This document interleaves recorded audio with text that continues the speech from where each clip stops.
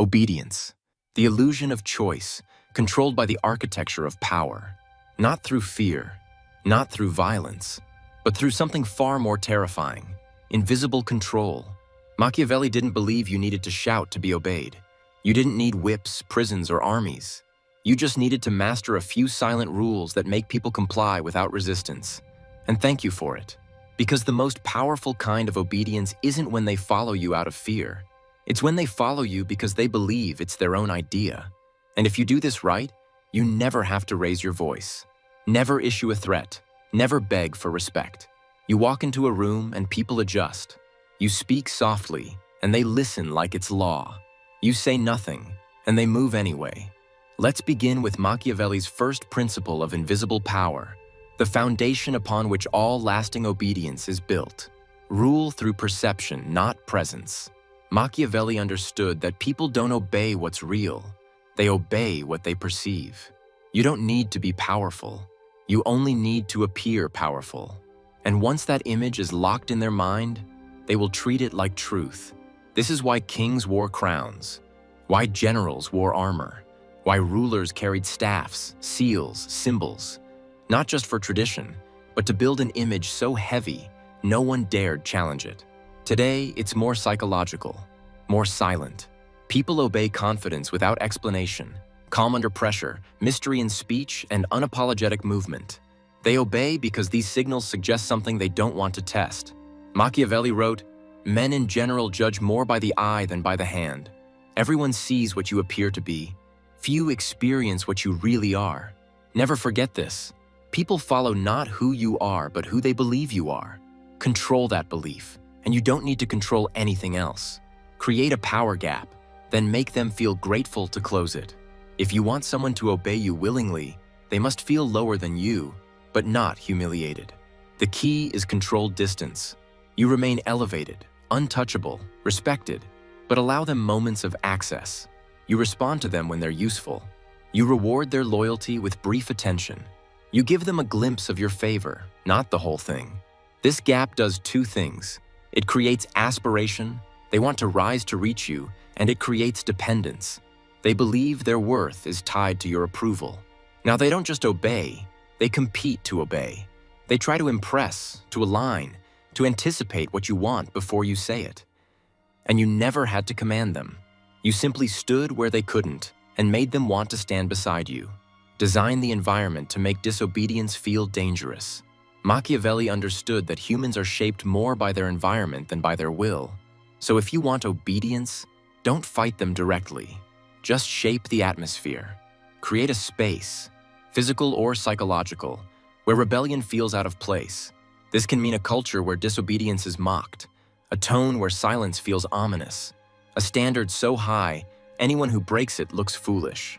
Machiavelli didn't just rule men, he ruled their context. And once the environment punishes deviation for you, you don't need to raise your voice.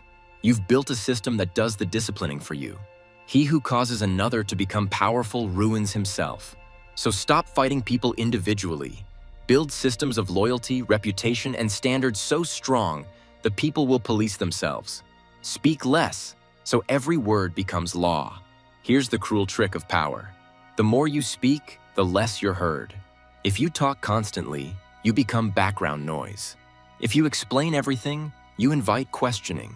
If you justify your actions, you make them debatable. But if you speak rarely, and with purpose, every word becomes weight. One sentence shifts the mood. One look silences a room. One command feels like scripture. Machiavelli knew that scarcity creates value. The fewer your words, the more power each one holds. So when you must speak, speak directly, speak deliberately, speak without apology. And when you're done, stop. Let silence do the rest. Because silence isn't weakness, it's weight. And when you say little, people fill in the gaps with obedience. Reward loyalty publicly, punish rebellion quietly. Obedience thrives on certainty. They must know that loyalty brings reward and disloyalty brings consequence. But here's the nuance. How you apply this must be asymmetrical. Loyalty should be displayed. When someone follows your lead, make sure others see it pay off. This does two things. It makes loyalty attractive and it trains others to compete for it. But disloyalty must be punished in silence.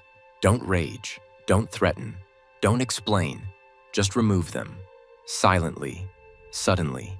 Let the consequence echo through the silence. Today, the power of invisible punishment is that it makes everyone wonder, what did they do? What's the line I shouldn't cross? You never have to say it. You never have to warn. You simply demonstrate. And in that demonstration, they obey without ever needing to be told. Never demand respect. Make it inevitable. People don't obey because you tell them to. They obey because not obeying feels unnatural. You don't ask for respect. You design yourself in such a way that disrespect feels like suicide. Machiavelli believed power wasn't something you declare. It's something you radiate. Through how you move. Through what you tolerate. Through what you never explain. The moment you ask for obedience, you've already admitted you don't have it. So don't ask. Don't instruct. Just exist like someone who is followed. Because those who carry true power never need to remind anyone of it. The goal is not to control people. It's to build conditions so that they control themselves in alignment with your will. You want them to think, I don't want to disappoint him. I don't want to lose their favor. I don't know what would happen if I crossed them. And I don't want to find out. That is invisible power. It does not bark. It does not beg. It simply moves, and the world bends accordingly. And Machiavelli would tell you, this is how empires are built, not by screaming orders, but by creating a silence so heavy, even rebellion feels obedient. Obedience isn't about submission. It's about design. You don't force obedience. You engineer it so subtly that by the time they comply, they believe it was their own idea. This is what Machiavelli mastered. Not brute control, but covert authority. He knew the moment you use force, you reveal your weakness. But if you make obedience feel natural, even necessary, you don't just rule, you reprogram. In this part, we go deeper into how you install control without resistance, influence without argument, and reign without noise. Let's continue. Create obedience through emotional imbalance. The people you command should never be entirely comfortable around you. Not terrified, not relaxed, but somewhere in between. Machiavelli understood that when people feel completely at ease, they grow entitled. When they're constantly afraid, they grow hostile. But if they feel slightly unsure, uncertain where they stand, unsure how you'll react, they become hyper-attentive. That attentiveness turns into obedience. It's the invisible leash. They'll think twice before they speak, over-deliver just to be safe, and try to read your silences like scripture. This is emotional strategy. You reward warmth with colder distance. You punish overconfidence with silence. You give just enough to keep them chasing. Obedience isn't about loyalty. It's about control of emotional gravity, where they orbit you, not the other way around. Install self-policing by building a culture of expectation. The smartest rulers don't enforce rules. They build cultures that enforce them automatically. Machiavelli advised princes to create expectations so deeply embedded that even whispers of deviation cause discomfort. Here's how. Make excellence assumed, not rewarded. Make your standards unspoken but universally understood. Make disobedience feel not like rebellion, but like disgrace. Now people aren't obeying you, they're obeying the standard you've embedded in the room. They'll correct each other. They'll compete to represent you well. They'll shame those who step out of line before you even notice. This is deeper than loyalty. This is culture craft. When done correctly, your presence isn't even required because the rules have been internalized. Make them feel watched, even when you're absent. Obedience doesn't require supervision. It requires the illusion of it. Machiavelli knew that the greatest power wasn't just in watching others, it was in making them feel like they're being watched. Because people behave differently when they believe they're visible. They censor themselves. They hesitate before disobedience. They imagine consequences, even if none exist. You don't need spies or cameras. You just need reputation. Be the kind of person whose awareness feels everywhere, where even your silence makes people second-guess themselves. Speak infrequently, but act immediately when lines are crossed. That unpredictability builds a myth. He always knows. And once that belief is installed, they'll monitor themselves just in case you're watching. Obedience flows from mystery, not transparency. Modern minds chase transparency. They believe trust comes from explaining everything, revealing every plan, oversharing to earn approval. But Machiavelli would laugh, because transparency invites questions, and questions are the first crack in the wall of obedience. If you want to command silently, you must master strategic opacity. Never reveal your full intention. Let them see 30%, guess 70%. Keep your moves one step ahead, and your silence 2 steps deeper. This forces people to respect your judgment, watch your signals, and guess how to stay aligned with your unknown vision. The less they know, the more they obey. Because mystery builds awe, and awe is the soil in which voluntary obedience grows. Anchor their identity to serving you. The deepest form of obedience is not external, it's internalized. When people tie their identity to your approval, they obey not because they have to, but because not obeying would feel like a betrayal of themselves. This is how cults are formed, how empires rise, how kings are followed across deserts. You do this by giving them a title like my right hand, my most trusted, my shadow, making them feel chosen and privately reinforcing their special role. Now they don't just obey, they represent you. Their self-image becomes tied to serving your mission. And if they ever fall out of line, they don't fear punishment, they fear losing who they are. That's not just power, that's possession. Reframe obedience as privilege. If people feel forced to obey you, they'll eventually resent it. But if people feel honored to obey you, they'll do it with pride. Here's how you do it. Make your commands rare. Make your trust difficult to earn. Make your praise precise and public. Now your approval becomes scarcity-based currency. They'll strive to earn it. They'll fight to keep it. They'll see obedience not as compliance, but as achievement. And this reframing does something powerful. It removes rebellion from the table. Because disobedience wouldn't feel like defiance. It would feel like self-sabotage. Move with icy detachment, never emotional reactivity. If your commands are emotional, given in anger, frustration, or ego, people stop respecting you. They see your orders as impulses, not principles. Machiavelli despised emotional rulers. He believed the cold hand governed best. You must become the figure who never yells, never begs, and never explains under pressure. When they disobey, you observe. When they panic, you remain calm. When they test you, you act once, decisively, without a word. This stoic coldness creates fear, yes, but not fear of pain, fear of disappointing something greater than themselves. You become mythic, untouchable, a symbol, not a man. And symbols are obeyed longer than soldiers are. The most dangerous form of power is not visible. It's felt in silence, understood without being explained, obeyed without being enforced. Machiavelli believed the truly powerful didn't just win wars. They prevented them by building invisible walls around themselves that made resistance seem pointless. So stop trying to command with words. Start designing with psychology. Build the tension. Cultivate the mystery. Install the system. And soon, you won't need to command obedience. They'll give it to you before you even ask. Power doesn't always roar. Sometimes, it walks into the room, says nothing, and everyone else lowers their voice. This is the kind of authority Machiavelli revered, not the power that demands obedience, but the one that absorbs it. Because the truth is brutal. If you have to remind people you're in charge, you're not. True obedience is built long before commands are given. It's forged in silence, psychology, and atmosphere. It's obedience that feels natural, obvious, and earned, not enforced.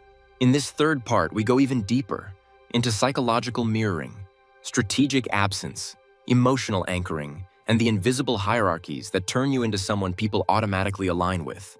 Obedience begins with imitation, so be someone worth mirroring. People are copy machines, especially when they don't know what to do.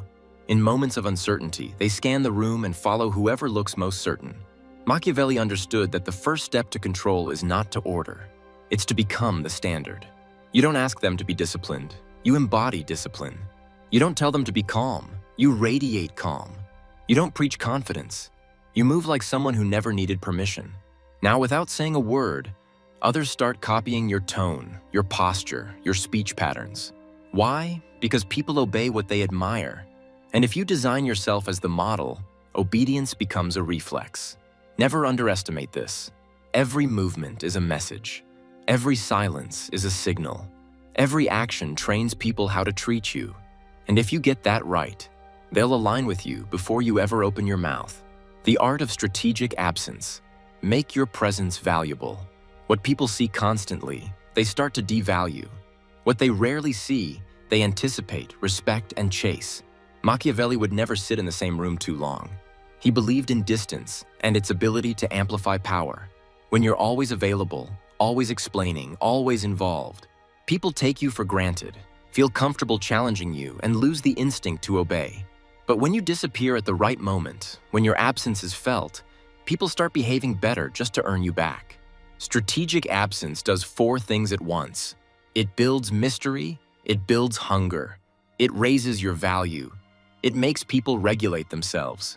You don't have to say, "Respect me," you leave. And when you return, the air is different. That's control. Use rituals to reinforce obedience without ever needing to repeat yourself. Machiavelli knew something modern people forget. Repetition is weakness. Ritual is power. If you're constantly reminding people of your standards, they stop listening. But if you embed those standards into rituals, repeated symbolic behaviors, people internalize them without ever needing reminders. For example, always begin meetings the same way, with silence, posture, or presence.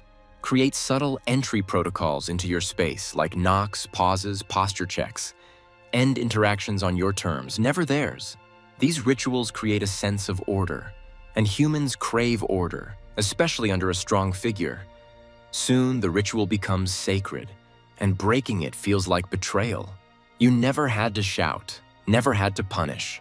You just built rhythms so powerful that obedience became a habit. Make obedience feel like alignment with something greater. People want to follow something. The smart ones follow vision. The weak ones follow approval. But everyone, deep down, wants to feel part of something bigger than themselves. Machiavelli understood that the most dangerous leaders were those who made people feel like their obedience was not to a man, but to a mission. You must become that. You are not asking for compliance. You are offering identity. They don't work for you. They represent you. They're not following rules. They're defending standards. They're not being loyal. They're honoring something sacred. This is how cults work, how dynasties begin, how brands become belief systems. And the key is simple. Make obedience feel noble. They're not bowing. They're ascending. They're not submitting. They're sharpening themselves through you. Now you're not just a leader. You're the source code for their identity. The subtle threat of disappointment is more effective than fear. Machiavelli knew the difference between fear and terror. Fear demands obedience with threats. Terror commands it with uncertainty. But in psychological power, the deepest form of fear isn't pain, it's disappointment. If you've positioned yourself correctly with distance, gravity, and standards, people will begin to depend on your approval. That's when you install the most effective silent weapon of all, withholding validation. You don't rage, you don't punish. You simply look at them and say nothing. That silence will eat them alive.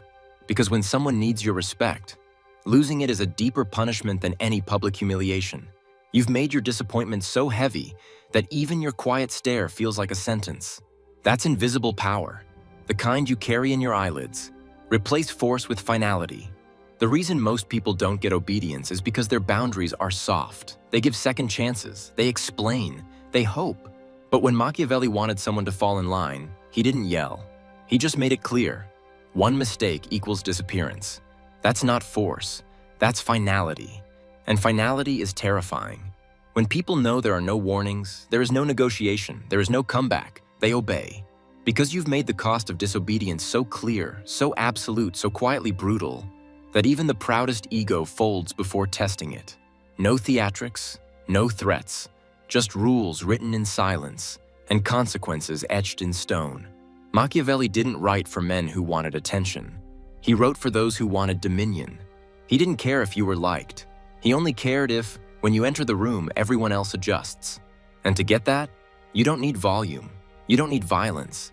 You need stillness, distance, recital, identity, and the cold, unapologetic commitment to never explain again. Because obedience isn't granted. It's not begged for. It's not won through charm. It's designed, installed. and carried in silence. Obedience is not a request. It is not an order. It is a condition. You don't demand it. You create a reality where anything but obedience feels unnatural, dangerous, or self-destructive. Machiavelli's genius wasn't in telling men what to say to be followed. It was in showing rulers how to become someone people follow, even when they don't want to. And that's what we've been building.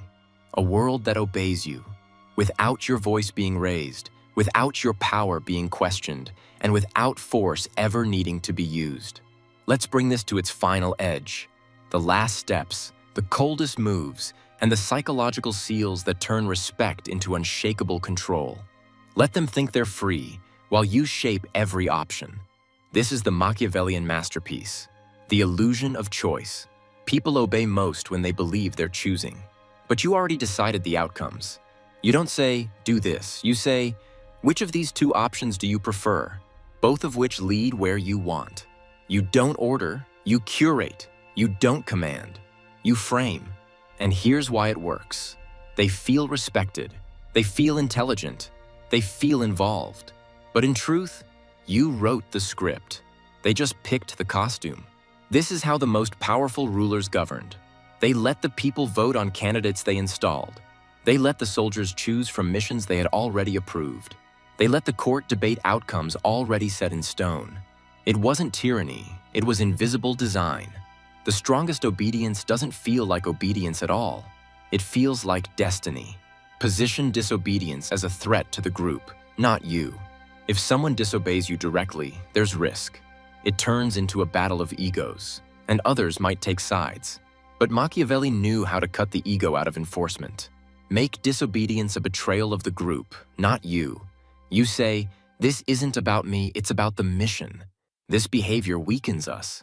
This isn't personal, but it endangers everyone here.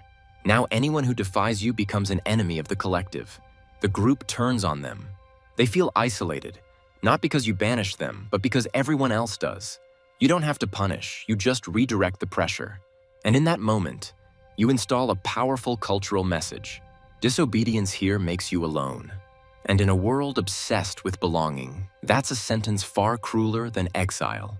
Speak in absolutes, not arguments. When you speak as if something is up for discussion, they discuss.